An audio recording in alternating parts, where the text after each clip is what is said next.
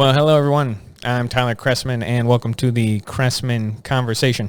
As you can see, I am joined by a very special guest today. Sitting to my left is a man named Jacob Turner, a Marine Corps veteran, an entrepreneur, and currently running for Missouri's 8th Congressional District. Jacob, thank you for joining us on the podcast today. Yes, sir. Thank you for having me, Tyler. You are very welcome. I think it would be safe to say, and I hope you don't take offense to this. Oh, no, go ahead. That most of the people who are listening probably don't know much about you. No, that's fair to say. That would be fair to say? Yes. So why don't we open up this interview here with you just telling us a little bit about who are you? Who is Jacob Turner? Okay. Well, we'll start. I was raised in a town, Doniphan, in the 8th District, and it's a outdoorsy town that's off the banks of Current River. We're so outdoorsy that we get a week off for deer hunting in the fall from school, nice. from our public school. I was raised by a very patriotic family, a family that taught me the meaning of service and taught me the importance of sacrifice.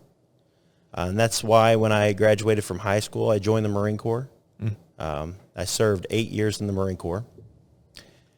After coming to the end of my Marine Corps career, I got out. I came back home to Missouri, where I started a business. That business is doing well. I have 2 daughters. I'm married, and I work currently part-time on an ambulance, so I can help out during the COVID crisis. It's very nice. Yeah, I'm familiar with the town that you grew up in. I spent some time in southeast Missouri. I worked down there for about 3 years. I would say outdoorsy is a very accurate way of describing that area, for sure. So 8 years in the Marine Corps, you get out, you start a business very successfully. You're working to become a paramedic right now. That's correct. Yeah. So what's making you right now at this point in your life want to jump into politics?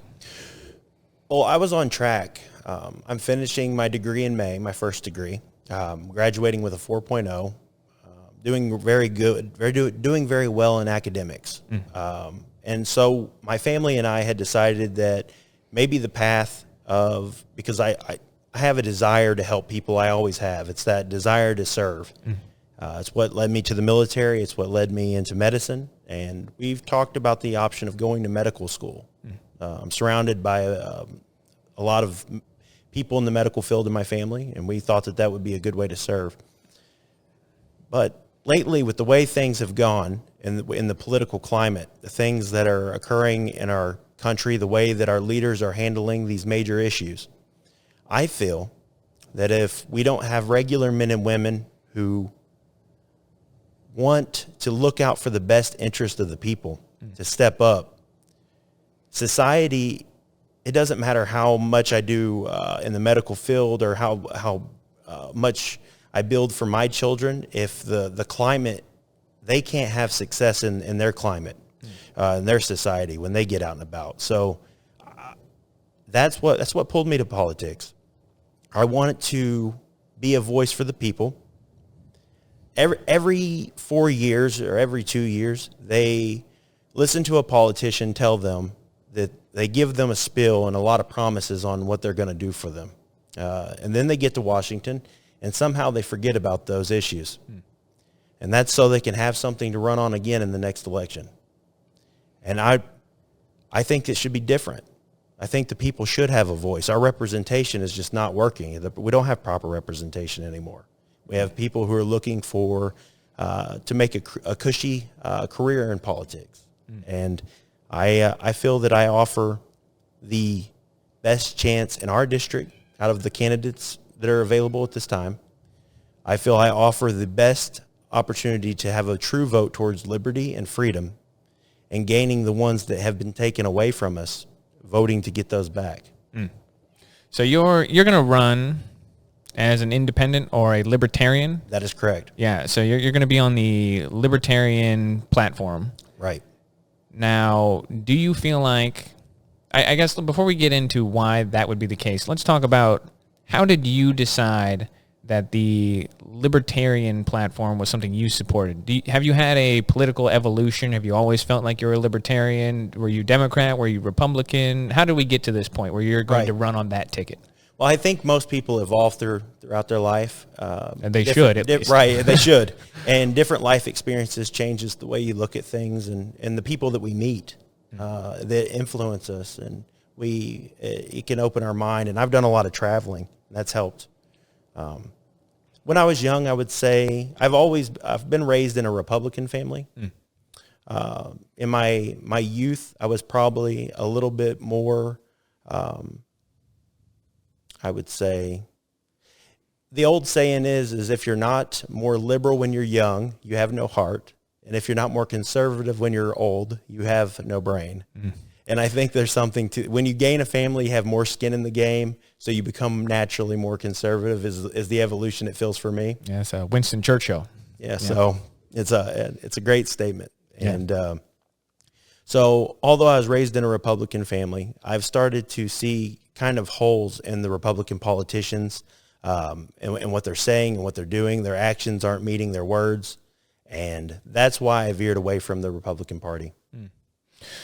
And forgive me for actually not knowing the answer to this question, but have you received an endorsement from the Libertarian Party, or are you going to just be running under a Libertarian platform? No, I have received from the state of Missouri and the national level. Oh, well, that is big. Yeah. So you got the support of the party behind you, which is always helpful. That's correct.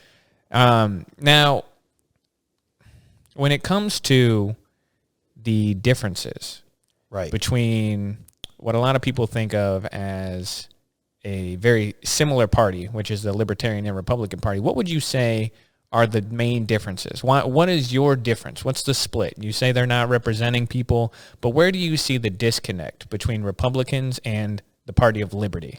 Well, the big issue with the Republican Party is they feel that they have a blanket way of throwing over like a rule over America, and it will work for everybody.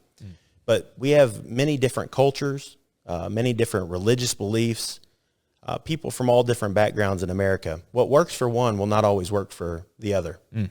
And in America, I think we're seeing with our two-party system at the moment, the reason we're having so much turmoil and strife is that 50% of the country wants to force their way of living onto the other. And that goes both ways. That isn't just a Republican issue. That's also a Democrat issue. They want to force the other to live by their rule.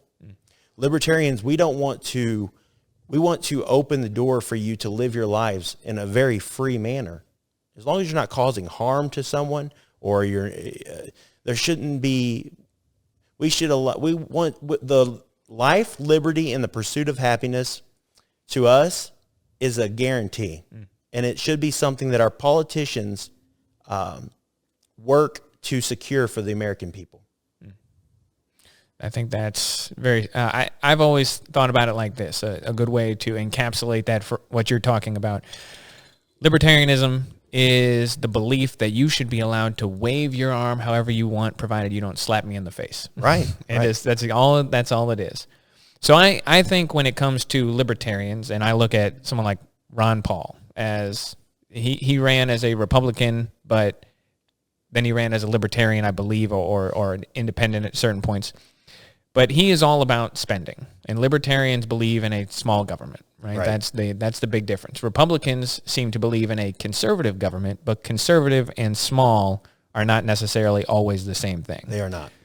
So when we're coming to actual policy, actual things that you want to change, when you get in there, where are the biggest areas of waste that you feel like the government today currently is responsible for? Where is the government wasting money? What is the actual thing that libertarians want to cut? Because the straw man that you hear often is that they want to cut everything. Like the libertarians believe in no government, anarchy, all these different things. Right. They use the fringe to... Right. And that's absolutely not true. Right. The biggest waste that we have waste on both sides of Republican ideas and Democrat ideas. And the big one on the right is in the military. and I know this firsthand. In the military, let's say a military unit will say receives $1 million a year. If they don't spend that $1 million, the next year they are punished by their budget being cut down to what they spent. So therefore, that military unit, to protect itself, to make sure that it has the proper allocated funds the next year, it will spend and waste that money, regardless as if it needs it or not. So that's a huge problem. Yeah. That's why our military budget is out of control. I am 100% for having a great, strong military. But we have to make sure that units aren't punished for being wise with their money. We have to make sure that we have record of what those funds that are being allocated are being spent on, so that the public can know. I think it's fair that the people get a report on what funds are being spent on. I think that's fair. Yeah. It's your tax money. It's my tax money. We're working hard every day, and we give the money to the government with the expectations that they will do the right thing with it. And it's only fair that we get to see what comes of it. No, I think that's entirely fair. This is actually a problem throughout much of the government, where it's not just the military that has this spending incentive. That's almost every branch of every facet of government. Right. If you don't spend to your budget, well, that budget gets cut. And if you don't want it cut, well, you better spend to the budget. And that leads to waste and excess. I think that's exactly right. But it is that the military is a big blind spot for Republicans. I will say it definitely is. And we're also seeing this in welfare programs on the left. There is major abuse, people who will abuse the system. I am all for having a safety net for the people and protecting the people who need it. But we also have to make sure that the systems aren't being abused and that the taxpayers aren't being abused as well. No, I agree. That's another one. Yeah, every facet of government there. So since we got into it a little bit talking about the military, this will probably be the spot in this conversation where you and I probably have some disagreements. Okay. I've read your website, your statements that you put out and everything, and I agree with most of it. I have some very strong libertarian beliefs myself. I'm not currently a member of the Libertarian Party, but I lean that way in a lot of issues. The one issue that I've always had with the Libertarian Party comes from their foreign policy. So when we talk about the military, we talk about spending. I'm right there. The military budget is too large, mainly because it acts as a form of welfare for arms manufacturers. Right. The people who manufacture weapons and arms, we're producing things we don't need for the military. Now, the problem I have with the libertarian platform, and it's one that I've seen you kind of advocate, is this almost isolationist policy, the ending foreign wars and regime change wars, all these things. So let's clarify that. Let's dig into that a little bit. What is your ideal American foreign policy? What do you think our military should be doing? What's our role in the world? Well, as of now, we're looked at as the world's police force, and that comes with the big bill. That comes with a lot of spending. That comes with a lot of money, and that comes off the taxpayer. The regime changes we've had several regime changes over the years, and to date, none of them have had a good outcome. They have caused more conflict than what was occurring at that time. We have disrupted the Middle East with what we thought. I know that when 9/11 happened, I mean, that is a we needed an answer. We needed an enemy. I know the way they were looking at it, but we rushed in to find an enemy, to put a face to the attack. And we went in on suspicions that there were weapons of mass destruction in Iraq. So we destabilized the Middle East off of suspicions. And now we've been in what's become, it feels like it's another endless war. There's no answer. There's no winning. I mean, I am proud of the fighting and the spirit that our military has shown over there. I feel that they have represented the American people well, but the politicians have made some poor decisions. on how to utilize our military. Okay, so so this is definitely the area where when we talk about destabilizing the Middle East. Now, prior to 2001, the Middle East was not exactly known as the world's peaceful area, conflict-free zone. It didn't start in 2001. Right. Now, the one thing we can say happened is after we invaded Iraq, there was the reasons that we went in for weapons of mass destruction. It appears that was not entirely accurate. But I don't think there's a good case to be made that deposing of Saddam Hussein was ever a bad thing. I think the mistake that we make right now today, ignoring everything from the past, is that when we talk about ending endless wars, when we're talking about bringing people home from Afghanistan, for example, the problem is we did that in Iraq. And when we left, no boots on the ground, you create a vacuum, and then we have ISIS, and now we're fighting a worse war than we were in Syria prior to us leaving. Right. So what would be the plan, ignoring all the mistakes made in the past? What's the plan today? How do we stop, for example, having troops in Afghanistan and knowing that when we leave, the terrorist training camps that trained Al-Qaeda are going to pop up tomorrow? Right. What do we do in this situation? Well, we've kind of made a mess. We have made a mess. We've made a mess to where there's going to be consequences regardless of the decisions that we make. Mm-hmm. So we can either stay there forever, keep spending the money to fund this endless war and try to help get them on their feet, try nation building, which we've never successfully built a nation other than our own. Yeah. Other people just don't. They just don't appreciate that idea. They don't want us involved when it comes to nation building. Very few people. When you're over there, they'll tell you. The locals will tell you. They just want you to go home. I think that leaving Americans there to die and to lose their lives, their limbs, for a cause that's going nowhere, that their country does not appreciate. I just think that I think it's better if we pull back, if we get out of their way and let them handle their own issues. I know we wouldn't appreciate if someone came over here to America and tried to set up shop and tell us how to rebuild our nation. And right now we have a lot of issues. Yeah. And I'm sure the other members of let's say Ireland. I read a lot of posts from Ireland. They're a pretty fascinating group of people, and they have ideas on how America could be fixed. But we wouldn't feel good about them coming over and imposing to straighten us out. No. And I think my counter to that would be that historically, where American troops have gone, freedom follows. And if you look at, we have had troops in Germany since the 1940s, right. Troops in Japan since the 1940s, in Korea since the 50s.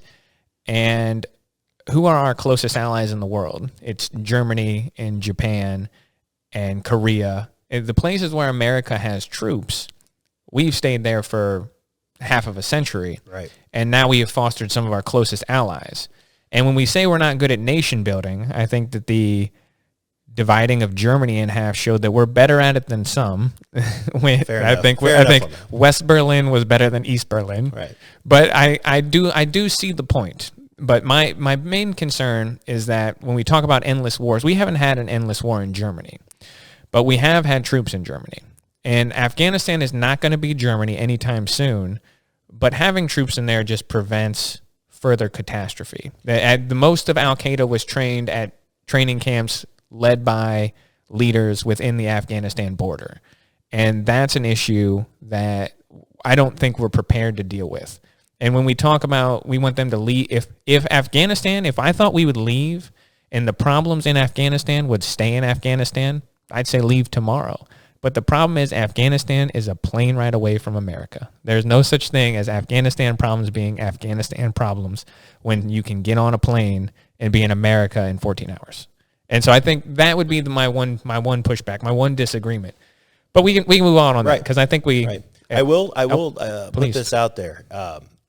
Every 3 months, an incident will occur with the military member in Japan. There will be major protests in Japan wanting us to leave.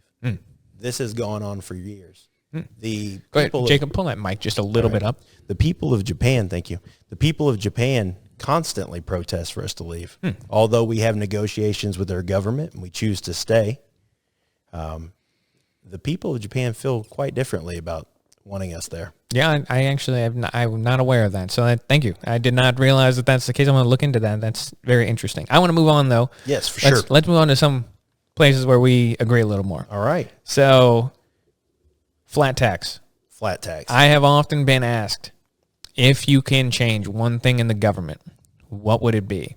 And my answer used to be, I don't know, because there's a lot. And it has become a resounding answer, flat tax. Now, the tax bill in the United States, if you print it out on regular paper, it stacks 6.5 feet tall. Right. And if there's not a single person in the government who's ever read it. Right. So I think that this is a gigantic issue. And let's talk about, why do you support a flat tax? Well, I come from a Baptist background, and our tithe is 10%. And I feel like if 10% is good enough for God, 10% is good enough for the government. I see. So I think 10%, regardless of what you make, with no loopholes, from the bottom to the top, 10% of what you make goes to the government, and the government must figure out how to utilize those funds in a responsible, effective way.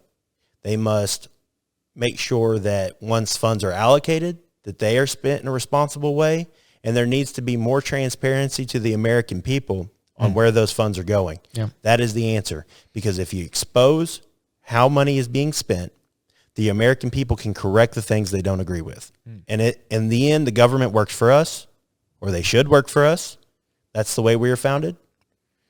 And I think that's the answer. Now, that's interesting. I've always supported a flat tax. And when you talk about having more transparency about how government spends money, it brings us back to the military. I think, and my numbers might be a little off here, but I think they're close. It was something like $1.5 trillion the Pentagon is unable to allocate from the past 10 years. Right. They're like, we don't actually know what happened to $1.5 trillion. Right. And I think this is a giant problem. The larger the government, the smaller the citizen. And when the citizen is small and the government is large, the accountability is nil. So it's a giant problem. Now, I think that when I've read about this in the past, the 10% seems a little bit low, but I do like that there are no loopholes and anything, and it simplifies it. I think what it winds up doing is it simplifies government, simplifies the process. You save what amounts to hundreds of millions, if not billions, of hours of productivity each year, because people have to take time out of their day to do taxes, or they have to go to a professional. And I think it actually winds up saving the government money in a large. We waste a ton on bureaucracy here. So I agree. I think it's a good idea. Let's say 15%. Let's say that we come to a compromise here. Yep. You think that we want more, so we'll go to 15. Mm-hmm. Well, even with 15%, there's so many people who find loopholes to get out of taxes that the government would do far better. And also the American people in general would do better, because 15% is way lower than what we're at now. Yeah, so absolutely. There's a principle in economics. It's called the Laffer Curve. And the Laffer Curve was developed by this guy. I'm having a hard time remembering his first name, but his last name is Laffer. Named it after himself. And it basically it's a curve that demonstrates that there is a point when you tax people so much that you bring in less money, because the incentive lie or misrepresent your funds or in such a way that you don't pay taxes on them. Right. Now, the people argue about where that is. Some people say it's as high as 40%. Some people say it's a little higher. Some people say it's lower. But what we did find was, for example, when Donald Trump cut taxes, the next year, the U.S. brought in more tax revenue than they did the year before. And part of that is because the incentives to hide money are non-existent. Because if you're trying to hide money, sometimes it's more costly to do that than it is just to pay your taxes. So I think a flat tax that's lower without deductibles makes complete sense. Right. And you see it today. The government, our politicians, they seem to think that more taxes is always the answer. We'll keep spending. Well, and if we don't have enough money, we're spending more than we're taxing, we'll just print money. Yeah. And that becomes an issue. Then you see where politicians are talking, they're discussing now if they should pass a mileage tax. And also, Pete Buttigieg has been correct. talking about that. That's terrible. And he's speaking about increasing the gas tax. Yeah. So you're getting hit twice. So truck drivers have it hard enough in this country. Yeah. And you're gonna go after the miles makes their money in their business. Yeah. That's why they're willing to sacrifice their time to drive across country and be away from family so they can provide a better life for their family. And so now you're going to hit them on every mile that they drive. Yeah. It doesn't sound like you're for the people. These kind of taxes, too, are from someone like Pete Buttigieg, who's the kind of guy who is very much into social justice and all these things. Those kind of taxes themselves are actually regressive. They hit poor people harder than they do anyone else because you're taxing the same amount for rich and poor, and that's actually regressive. That's not great. Putting the same price on something like that it's going to affect the truck driver more than it's going to affect the billionaire, and that's a big issue. That's a giant problem. And I actually just saw that either today or yesterday, him talking about that.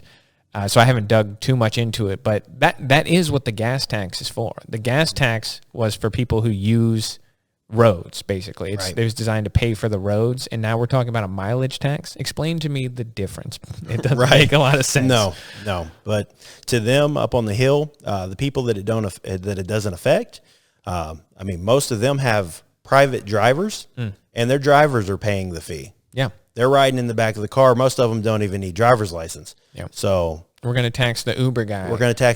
And why are we doing that? Right. Why are we taxing people in the gig economy, delivery drivers and Uber drivers, because they have mileage on their vehicles? It's silly. I agree with you entirely. And one of the other things is that a 15%, or what I've always advocated for, is an 18%, which a lot of economists have said 18% would be a good number.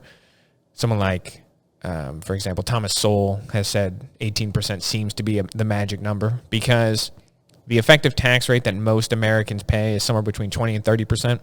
If you're in California, it's 50%. But in the rest of America, it's about 20 to 30% of what you're paying to the government.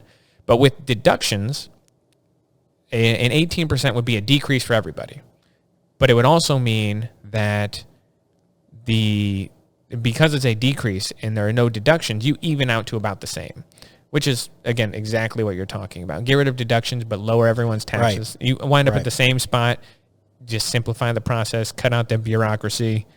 100% on board with you. I definitely think that is one of the best ideas. Coming back to something else that we talked about earlier, you mentioned career politicians. Right. Now, something I didn't see on your website, but I was curious to hear your thoughts on. What do you think about term limits? I completely agree with term limits. And to the point where I have been asked this by people from our district already.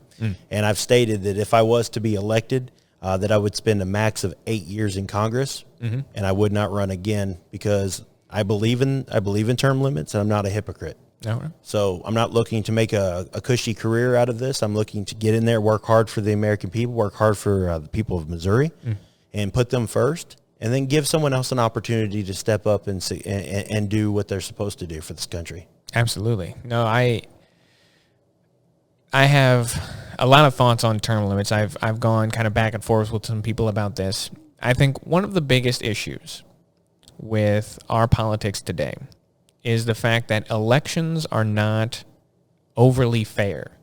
So when you're looking at the fact that incumbents win 80% of the elections, you say that's actually not right, because what you're doing is if you win, then you win in perpetuity forever. That's why when there's an upset, everyone's like, wow, that's crazy. Somebody won.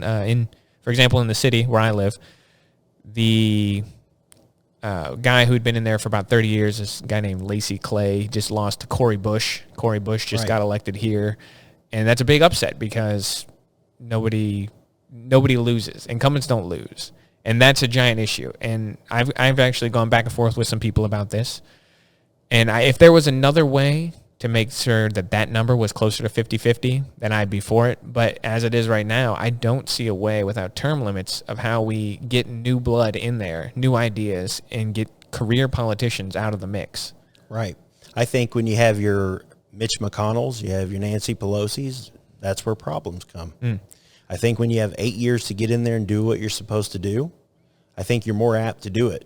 Yeah. You're not trying to set yourself up for the future. You're going to get in, and then you're going to go back to the civilian sector and get back to work doing your career, your job, what your skill is. Yeah, I think, and I'm trying to remember exactly. I think what I've said in the past is 3 years in the House, or 3 terms in the House and 2 in the Senate, because 2 in the Senate is 12 years. If 12 years isn't enough time to do your agenda, well, then you had a bad agenda. Right. Or you just are incapable of making it happen. If you need more than 12 years to do your job in the Senate, then I don't think you're actually there for change. I think you're there for a paycheck. I completely agree. And I think 3 in the House and 2 in the Senate sounded like what I'd like. But again, I'm open. If anyone has any other ideas for how to, again, my big problem is not necessarily new blood. It's the fact that incumbents win 80% of elections. Right. That's just, if you have the party weight behind you, and you can just bully everyone. That's not okay. I would like to speak to a kind of a misunderstanding that is in our 8th district as well, if you would allow. Please.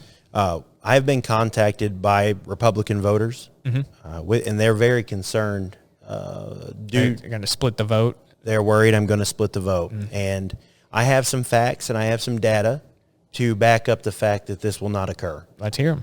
So the Republican Party in the 8th District wins by a solid 80% every time. This is the first time that a third party in our district has ran with an actual real campaign, which means taking donations from the public to help push, to have professional people surrounding the political candidate to drive their message forward. This is the first time we've had a real chance for a third party here. Democrats pull a solid around a 20%, which means if I split the vote, the Democrats are still 20% away, which is a lot. Yeah, 20% is a huge number in our district. Yeah. So even if right now, because I'm like the people of my district, I always say I wish that we could just try something different. This isn't working for us. But we never have an opportunity for that. We never have someone who can step up and actually give us that opportunity. Or we're afraid that once we do get that chance, if we stray from what we're used to, well, then we might lose to what they consider the worst opponent. You always hear that when libertarianism gets brought up. It's well, we're voting for the lesser of two evils. Yeah. Well, 8th District, you do not have to. You do not have to this time. This is not what this is about. We have the numbers. The data is on our side that your vote is safe. You are voting. You can cast your vote towards liberty and freedom to change the system, to show the rest of the nation that this can be done, that we can break the mold, we can step up, and we can move forward on a different path, a better path. Yeah. Who is the representative from the 8th District right now? Jason Smith for the Republican Party. Jason Smith, the Republican. And is he going to be running for re-election? Do we know this? Well, now, because Mr. Blunt, Roy Blunt, is retiring from the Senate, there have been several names thrown into the ring for that Senate seat to run for the Republican Party. Out of the 5 names that I've seen, Jason Smith's name was on there. Okay. However, I don't believe that he has the name to be able to pull off a Senate seat. Well, I think Mr. Greitens might have something to say about that. Right. We'll see how that goes. I feel that I feel that Greitens has the better shot. Yeah. And if you put those two on a stage next to each other, Eric will eat Jason up every time. I said this years ago, and this is not an endorsement for Eric Greitens by any means, but I said I thought that guy had the makings to be president just because when you look at his resume, he's an impressive man. Right. Now, the scandal that caught him up, we don't need to go into it, but I think a lot of people, a lot of Republicans at least, look at that now and say that was Kim Gardner chasing him for political gain, and not necessarily. I think the scandal was overblown, and that seemed to be used as more of a political prop for her than anything else. And I believe that Republicans in the 8th District mostly feel the same. Yeah, I would say that a lot of Missouri feels that way. Right. So, okay, interesting. And in Jason Smith's last election, did he win 80% of the vote as well? He did. Okay. He did. Since 2013, he's been doing around those numbers. Okay. So that's the message that I'm trying to put out is people in 8th District, they're very worried that a Democrat's going to get in office. It's not going to happen. Right. It's not going to happen. I see. And this is an opportunity for us to try something different. And this is an opportunity for one of them.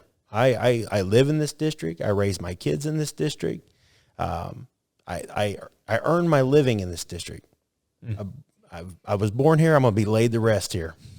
All right. And I'm working for them. That's why I've chosen to step up. I mean, it's a strong pitch when you're talking about how you can split the vote directly in half and still double the Democrats. Right. People, you're telling them it's safe. It is safe. It's a safe bet. All right. I like it. Let's move on.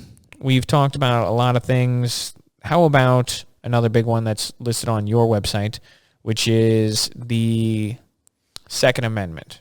Right. So I consider myself pretty firm supporter of the Second Amendment. But let me play the devil's advocate for a second. Okay. So we've had a couple of mass shootings. We had about a year where we took off. Everyone was shut down for COVID. It seems like people don't go on rampages during COVID. Right. They just they shut it down. No public spaces. But now that we're opening back up, we've seen two of them just as we're talking about reopening society. What do you say to people who look at libertarians, Republicans, and they say we have to do something about gun violence in this country, and people like you, big supporters of the Second Amendment, you're not doing enough? What would you say to those people? Well, first I'd like to say is my heart goes out to the families of the victims. Yeah. What we have here is not a gun issue. It's a mental health issue. We have a serious mental health issue in this country, and we don't know how to deal with it. We're going to have to tackle that issue. We're going to have to make sure that there's a place for these people to go. I see it all the time, and when I volunteer or I work in the medical side, I see people struggling with it. Yeah. I see people, and we just don't know what to do with them in our society. Yeah. As far as being pro Second Amendment, this is what I would say. The Second Amendment is our most precious amendment. And the reason is because it protects all of the other ones from being infringed upon, or a tyrannical government, which makes, when someone says a tyrannical government, people automatically think, well, he might be a quack. Yeah. I've run into that. Yeah. Right. However, I find it hilarious that the people that say that most of the time, they don't trust police. They don't trust. Right. They're the ones that are constantly crying foul about how the people who are in charge are treating them. Yeah. They say that, well, we shouldn't have guns because we have the police, and then defund the police. Right. Right. And that's the thing about it is we have people out here who not only want to strip your right away to defend your family in case someone breaks in your house, but they also want to attack the institutions that are going to come to your rescue. And they're willing to put their lives on the line to come in your front door, not knowing what is on the other side, Right. not knowing if they'll make it home to their families. Their institution's being attacked. So it's a two-sided mess. You deserve a right to protect yourself, to to protect your own life, that right should not be infringed upon. Well, let me ask you this then, because we talked about this briefly before we started the podcast, where all the parties right now, you have Republican, Democrat, Libertarian, the Green Party, whatever. Right. But you have all these parties, but there is a large ideological umbrella that is cast over all of them.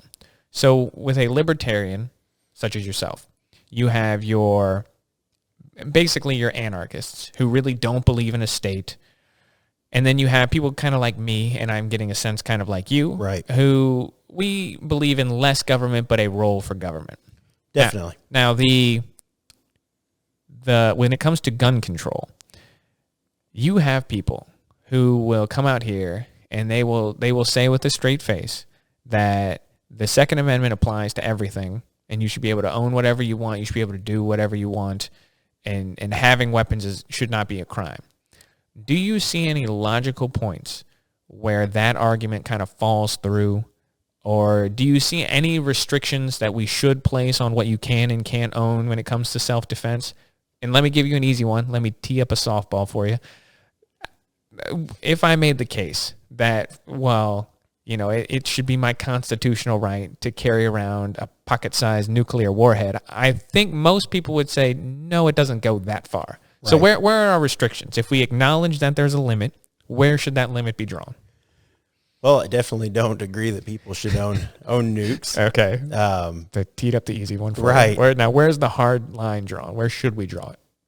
Well, I definitely think when you start talking about short barrel rifles, you start talking about magazine limits, or the fact that I had to pay a $200 tax stamp to get a suppressor due to the fact that I already have hearing issues. I don't want to cause any more. I've been shooting guns my whole life. Right. And it's a pain. In the military, my hearing took a hit. And so suppressors are very beneficial to someone like me who goes to the range a lot, shoots guns a lot.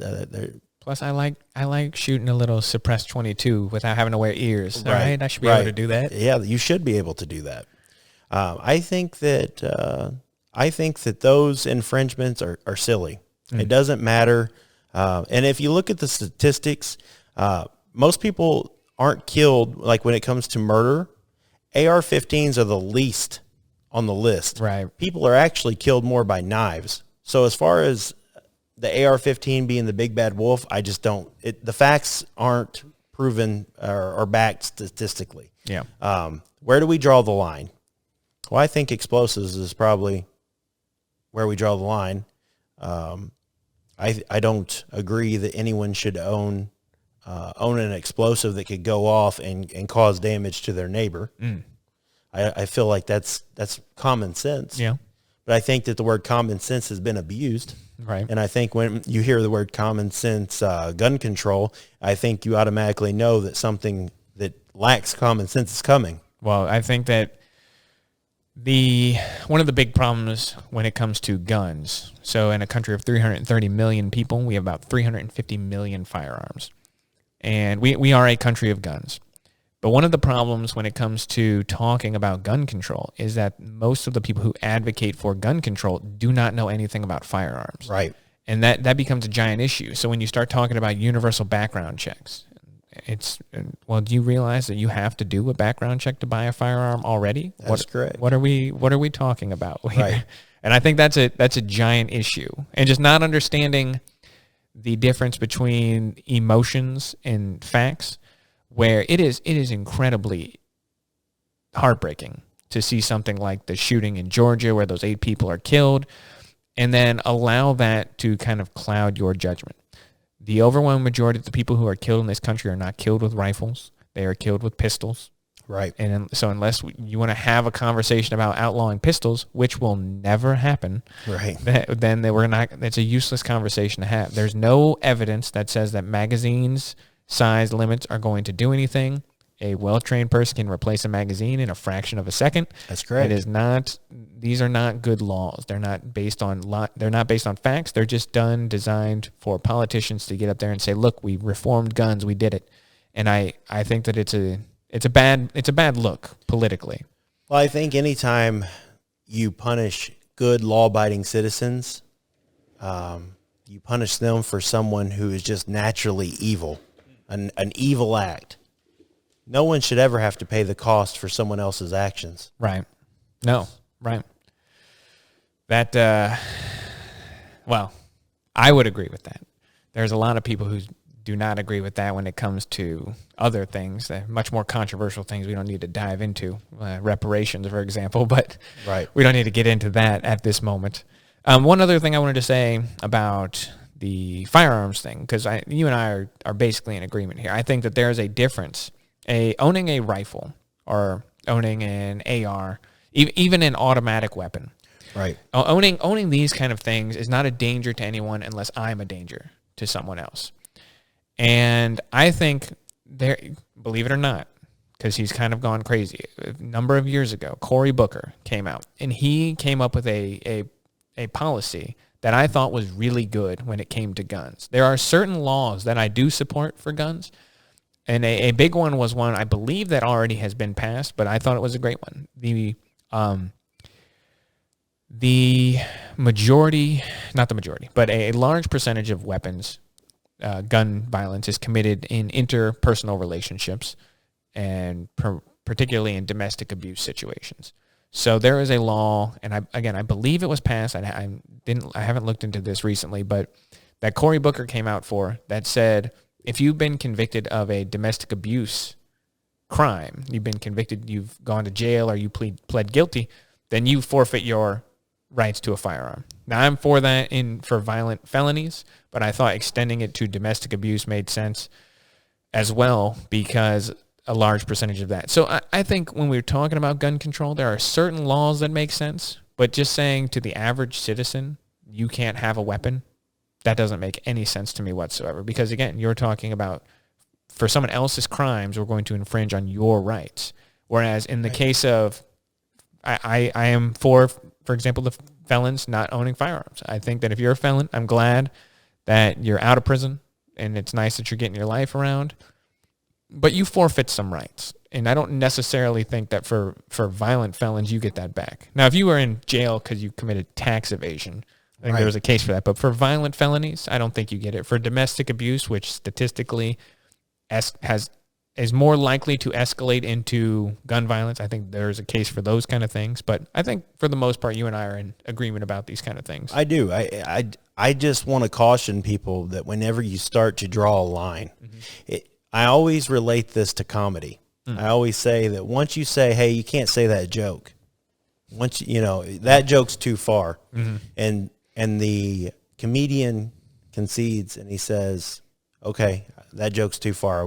I won't do that joke anymore. And he goes on stage and he takes that one out.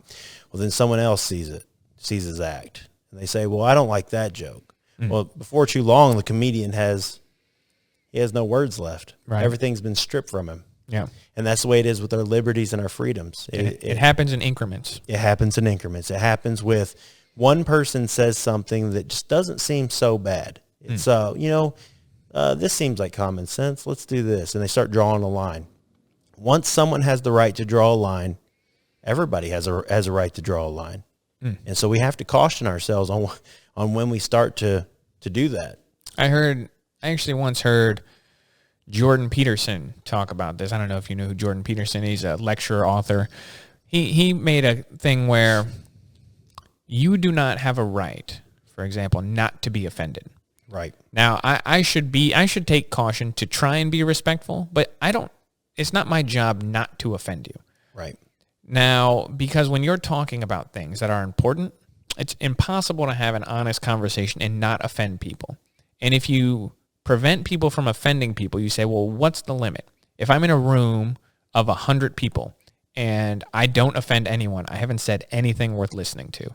If I offend one person, is that too far? What if I'm in a room with 1,000 people and I offend one person? Is that too far? Right. And so the idea being, you cannot have an honest conversation. You cannot have honest discussion, especially about meaningful issues, if you're not willing to risk offending people. And I think that's lost in a large part of society right now.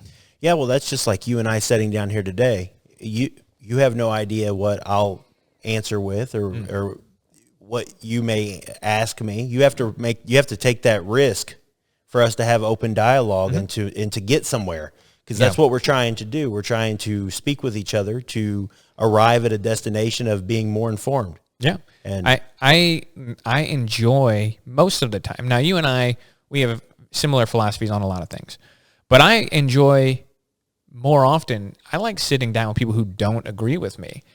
And I think that the problem is people they don't allow themselves to take their ego out of the conversation. And so if someone disagrees with me, I do not take it personally. They're not attacking me because they disagree with me on foreign policy or the Second Amendment or healthcare. But a lot of people have confused their beliefs in politics with them as a person. So I think if you criticize an idea, if I criticize an idea and you get offended, well, that's your fault and your shortcoming, and you need to fix that. Because if I say I don't believe in universal health care, I think it's bad, here's the reason why, and you get mad, well, that shouldn't be an issue that makes you mad. If you equate me saying I don't agree with universal health care to me, for example, hating poor people, well, that's your fault. That's not my fault. That's you mistaking my argument, because I want everyone to be better. That's my thing. I want everyone to do well in life. Right.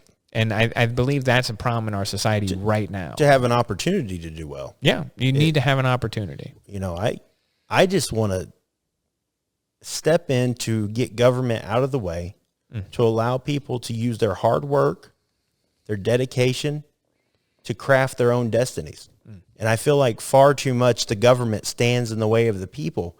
And if they would just let us go, unleash us, let us run towards the goal, we're going to move this country forward so much. Yeah. And it's so crazy to me how much the government stifles the American people. Yeah. It's like we're fighting to move forward, but we're fighting our own government just to make things happen. For instance, a friend contacted me and he said, I had an idea for an invention for a firehouse. And I said, okay. And he said, yeah. He said, I looked into the patents and the process that it would take just to get the idea locked down and out there. Yeah. And he goes, $10,000. And most of that's I would have to pay the government just to get my idea going. Yeah. This is ridiculous. Yeah. Why are we stifling people's ideas? Everybody has $10,000 laying around, you know, if you're fortunate. Yeah. But all these good ideas, think about all these good ideas out there that we're not receiving because the government has imposed all of these taxes and all these rules and all these regulations on the people. Yeah. One of the most controversial videos I ever made was called "Good Things Donald Trump Did in Office." Right. And it was not necessarily an endorsement of Donald Trump. But what it was I said, hey, you might not like Donald Trump, but here's a list of things I think he's done well, and this is a reason why people like him. And one of them is he repealed a massive amount of regulations. Now, this is not something that was talked about every day in the news, but he cut back on government regulations by a long shot. And not just in the ways that people didn't like the EPA and things like that, but business regulations. What I've always said is that we should not need a license to practice something that we would ask our friend to do for us. Right. So if I would ask my friend to cut my hair. In fact, I do. My friend owns a hair salon and she cuts my hair. Right. I would ask a friend to help me move. I would ask a friend if I could buy a sandwich from them. I wouldn't ask a friend to do surgery on me. Right. Now, I have some doctor friends, but most people, just for an example, the idea that if I'm a hairstylist, I need to go to the government and pay for a license to hang up on the wall in my business so I can cut hair. It makes no sense. It makes no sense. It's absolutely absurd. It's a way for the government to get money from people. There's no reason for it. There's not to regulate hair salons. No. It's a way for government to make revenue when that person pays taxes on everything impossible. If you want to start a business, it should be as simple as me saying, I want to start a business and then renting a store. That's it. That is it. That should be as simple as it is. The idea that I have to get a license for everything that I do is nonsensical. And you want to talk about turning the economy around? That's how we do it. Yeah. We get off the people's backs. We let them work because the American people, we are the American people are amazing. Yeah. Their work ethic, their drive. We have a lot of go-getters out here in this nation. We are a country full of entrepreneurs, Right. that instead of starting a business because the overhead is too much, the costs are too much, it's hard to get investors to do these things. Instead of doing all that, they go to work for somebody else because the initial start it's incredibly difficult, and the government makes it harder. It doesn't make it easier. The government's not there fostering entrepreneurship, which is what we should be doing. It instead stifles it, which is exactly what you're saying. I think you're 100% on with that one, for sure. Let's see. I brought it up a little bit, and I understand that this is an area that you are familiar with, but I think you're still evolving on, still growing. I want to talk about healthcare. Right. This is when you look at polling of the American people and they're talking about issues that concern them, healthcare is always on the top. If it's not number one, it's number two. Yeah, it's a big concern. It's top three for sure. So do you have, and this is one that I've struggled with myself because it is a little difficult. Because it's such an expansive problem, how to fix the American healthcare system. What are your ideas here? How do we make it better? Well, I think the big thing is pulling the government out. The cost of healthcare is going to drop.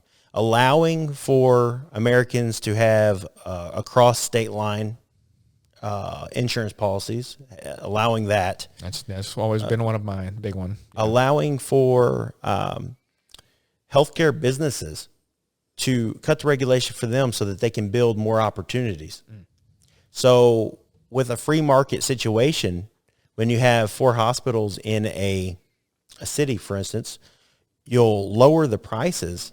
If the government will back away, you'll lower the prices because now they're competing for the business. So obviously a hospital wants you to use their services.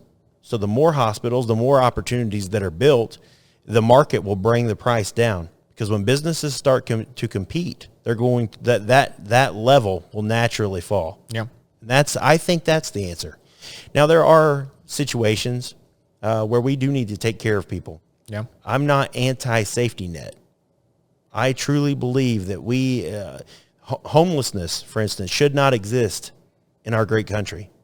And this is a problem that even in 8th District we're seeing. Yeah. It's outrageous to me that this can still happen. And it goes back to a lot on the mental health issue that you and I spoke about earlier. It's a lot of that. We're going to have to learn how to manage, and those two things a lot of times go hand in hand, sadly. Yeah. So they very, very often. Right. Very often. So I think that's the answer. I think us pulling the government back and allowing the entrepreneurs, the business owners to do what they do best. And that's go to work. So let me touch on that briefly, because something that you're talking about, but it's a little bit farther than what you're saying. When you're talking about the free market, when you're talking about, for example, 4 hospitals in the area competing against each other, one of the ways that you could make that much more effective, and this has been my number one for healthcare reform, is price transparency in hospitals. I like that. So, for example, there is not another business in the country that operates the way that hospitals do. I do not go to the donut shop and buy a donut, and then I say, how much does this cost? And they say, we'll bill you later. And then I get a bill 6 weeks later that says $18,000. Right. It doesn't work that way. No. I say, how much does this donut cost? He says 59 cents. I give him money. He gives me a donut. Now, with a hospital, if, for example, I want to go in and I want to have a procedure done, and you ask them, how much does this cost? They do not know the answer. Right. Because it depends on your insurance company, the deal that they've worked out behind closed doors, and your copay, your specific policy with that specific insurance company. So one of the things that could make it better is if we had a program like Medicare, Medicaid. Medicare is the biggest provider of healthcare coverage in the country. If Medicare said to hospitals, we are not going to do business with you unless you publicly post your prices. You should have a list on your website or a brochure in the hospital that has, this is how much stuff costs in this hospital. And if it had to be made public, so for example, right down the road, or let's go in your district, down in Cape, Right. you have St. Francis. You have St. Francis and you have Southeast. You have Right. two hospitals in the relatively close distance to each other. Now, those two hospitals, let's say on their websites, they had to post how much this costs, how much is a checkup, how much is, and I'm talking detailed, how much does it cost if I take an Advil from the hospital while I'm in care in the hospital? How much does an IV cost? How much does a blood draw cost? How much does it cost to get a cast put on my leg, an x-ray, a CT, all these stuff? Very easily to navigate on the website. There has to be a bar that you can navigate from the top that says pricing. And I could go as a consumer of healthcare, which is what I am. Right. And I can look at Southeast and St. Francis and say, oh, I need a CT done. Let me look and see where it's cheaper. Now, a lot of people don't know this. If you have insurance, you should always call your insurance company first and ask them where to get the cheapest one, because they will tell you where your policy is. But transparent pricing would force hospitals to compete against each other for your business like anyone else. And it's kind of what you were talking about, except hospitals don't do it themselves. And so that we need to make them do it, because right now they operate in this shroud of secrecy like no other business in the country. Right. And I think that one of the main things that we have come to an agreement today is transparency is good, regardless if it's taxes and allocations of funds, or if it's healthcare. Transparency is always a good thing. Allowing the people to know what they're getting into, what they're spending their money on, and allow them to make their decision, because that's what we're about. This country is about being able to make your own choices. Yeah. To be free to do that. That's basically the founding principle. That's it. That is absolutely it. Let's see here. What are some other big policy? Oh, the one I wanted to talk about you also, that it's not listed on your website. It's not necessarily a big one that's on everyone's mind, but it's always one that I find very interesting. And I'm always curious to hear, because this is another one where, as a libertarian, I myself have kind of gone back and forth. And it's talking about big tech. Right. Now, you've seen Democrats come out and they want to regulate big tech, and then conservatives have come out, and initially they didn't. But then it looks like now more and more conservatives are of the mind that big tech is openly discriminating against conservative voices. So what is your opinion? What's the role of government in the place that has become the public square? Here's the first thing I'll say, is that when you own your own business, whether it be on the internet, you should have the right to conduct yourself in whatever manner that you choose to. That is your business. Yeah. However, when you start to become a monopoly and to force competitors to shut down when they try to rise up and make their way, now you've become an issue. And we've seen that with the Trump voters. They got on board with a site called Parler. Yeah. And Facebook went after them. At Tyler Chrestman, Parler.com. Oh, hey, nice. Yeah, so that Facebook went after them, and I believe temporarily shut them down. Yeah. So now I take what I said before. Now it doesn't apply to them, because now you're conducting yourself in a mob. You're like a mobster. You're trying to cut out the competition, and we can't allow that to occur in America. Yeah. We just cannot do that. Also, when your actions affect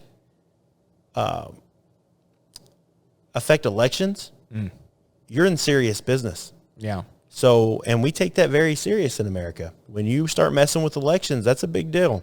And so I think that censorship chooses, it allows someone who's in a strong position like Facebook is, where they are running a monopoly.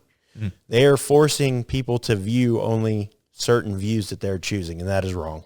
Yeah. The big problem seems to be that a law that I believe was written in the 90s is still what we are using to regulate internet companies in 2021, when there was no Facebook, there was no Twitter, there was no YouTube, and that's an issue. So we're still in the Wild West. We were still we didn't know anything. We didn't know what the internet was going to be when this law was written. And so I think the big argument that most people have is that the Communications Decency Act, which is what it regulates it today, basically makes a distinction between publisher and platform.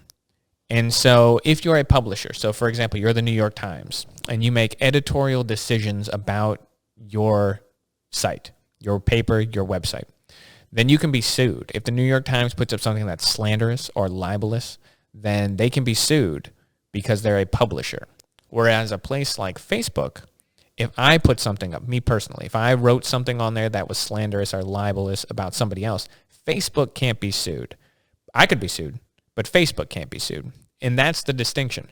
Now, I think the argument to make is that when you have such a strong bias, and I think the most egregious one is probably Twitter, where you censor one side of the conversation. So you don't like conservative voices, and you start routinely censoring them. Well, there's an argument to be made that in that instance, you're no longer a platform, you're a publisher, and you don't get to claim protections under that platform. Right. And so I think while I don't want to see, and you see this when Congress has hearings and you have a bunch of 70-year-old men asking Mark Zuckerberg about the internet, how does it work? And it's like, okay, well, that's not helpful. So I don't want to see the government in there and regulating them. However, something does need to be done. And I agree with you. They're monopolistic in their thing. Amazon kicking Parler off. They took it off the internet. Right. What is supposed to be the conservative answer to Twitter. They took Parler off of the internet. It was always the argument, if you don't like our platform, you don't like our company, go make your company. Right. And then they did, and then they just kicked it off of the internet. Yeah, right. So that is what you're talking about when you're talking about mob mentality. Right. And I mean, you can tell how powerful they are. They wiped a former president who is loved by half the country. Yeah. They wiped him off of social media. Yeah, they took him out. Because they don't agree with him. Yeah. If you can do that to him, you can do that to anybody. Yeah. That's a dangerous game we're playing here. It is. And I'll actually come out here and give Bernie Sanders some credit here. Initially, I didn't like his response. The other day, he was asked about that, and he said he found it very troubling. Because if it can be Donald Trump, one day it's going to be someone whose views are different than Donald Trump. And that's exactly right. That's the only argument I would make. I don't love Donald Trump's Twitter. I think it probably lost him the presidential election. If he could have just shut up for 5 minutes, I think he would have done better in the presidential election. However, that's neither here nor there. Right. My point is, my argument always comes down to if they can do it to that guy, whether it's Donald Trump or Bernie Sanders or you or me, they can do it to anyone. Right. And that's a giant issue. That is an issue. And it's an issue that normally I don't feel that the government getting involved is the answer. But when it comes to companies utilizing monopolistic behavior or shutting their competition down, I feel like someone has to step in. Yeah. Someone has to step in. That can't be allowed. And attacking the First Amendment shouldn't occur in any form or fashion in our country. No, I find myself in agreement with you yet again. Unfortunately, I was hoping to argue with you more. But no, that's great. So, Jacob, we're hitting about 70 or so minutes in, and I think we're going to shut it down here. But I want to give you a couple minutes here. I want you to just let the 8th District of Missouri know why should we vote for you? Well, it comes down to this. I look around in the 8th District and I see a single mother out here working to provide for her kids. And the government waits. She bends forward to pick up her child at the end of a hard day, and the government's reaching in her purse to pull out money. More money. The farmer, he goes out in the field, he works, his hands hurt, his knees hurt, his body's wearing out like his tractor's wearing out. He's just trying to provide for his family. He wants to be able to pass that land on. The whole time he's struggling, and he's fighting to hold on to a piece of the American dream. The government's in his back pocket. They're grabbing money. These politicians, they're not doing what they promised. And I am an everyday person. I will never talk to you like a lawyer or a used car salesman. I am not a politician. I'm a businessman. I'm a Marine Corps veteran. I could be your brother. I'm just a regular person. I'm not out for my own personal gain. I'm out for the gain of the 8th District, because I know that if I can help build a better future, that's going to pay dividends for my children and for my grandchildren, and that's gonna help out our whole community. I think that for far too long, when you hear people talk about the forgotten man, the forgotten woman, in no place is that more true than in a place like 8th District. These are hardworking people who are working day in, day out to try to succeed, and everything is stacked against them when it comes to the government. They're not coming to help you. They're not helping you. And we have an opportunity here to take one of those roadblocks out and place someone who has your best interest, who has your back, who wants to see you succeed. I've been in service my whole life. Since I was old enough to raise my right hand, I've been in service. And I will continue to serve this country and to serve Missouri for the rest of my life. And I hope that you'll stand with me, because I feel we can make a change. I feel we can do some big things here. I greatly appreciate your time, Mr. Chrestman. Thank you. Oh, well, thank you for coming on. Always enjoy having a guest. Why don't you tell the people where they can find you on the internet? Yes, I have a Facebook page. If you could post that link below. I will, absolutely. It's just easier to do that. Jacob Turner is the Facebook page. My email account is jacobturner.libertarian@gmail.com. You're welcome to email me any questions, and I'll get back with you.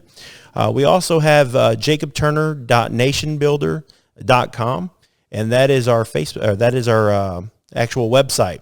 So if you're interested in making a donation or helping or joining or volunteering, we would love to have you be a part of the team and move forward to our goal of making 8th District a better place for our children. All right, perfect. Well, Jacob, thank you for joining me. Hey, thank you. And everyone, go make sure you check this man out on social media. Give him your support. He's a nice guy. All right, we're going to leave it there for the day. Folks, I will catch you next time on the Chrestman Conversation.